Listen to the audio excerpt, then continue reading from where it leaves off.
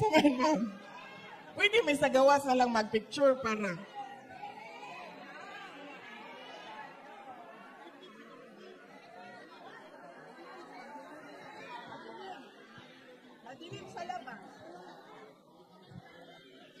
Dili pwede sa gawas.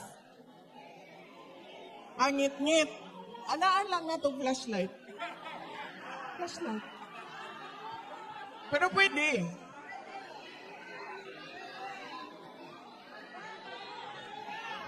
Ingon ni Ma'am Risa, istoryahon daw si Katekisan. Kaya manangi daw kay Katekisan. Di ba, wala naman tayo programa. Picture na lang man. O, Di na nato ni sayangon sa paglalis kung unsang oras na Nampisa. Dili na mo ganahan kay PRD? Oh, sige.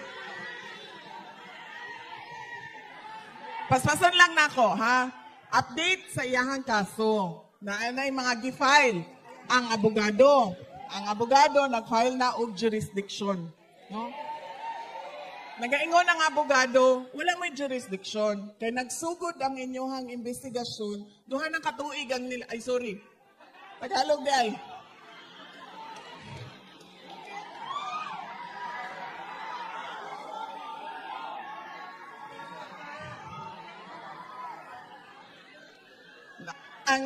Ang kanyang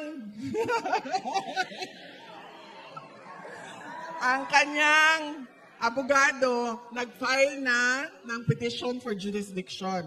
Sinasabi ng kanyang abogado na wala na kayong jurisdiction sa kaso na ito. Dahil nagsimula ang investigasyon ninyo 2 taon na no pag-alis ng Pilipinas sa ICC. Yan ang sinasabi ng abogado niya.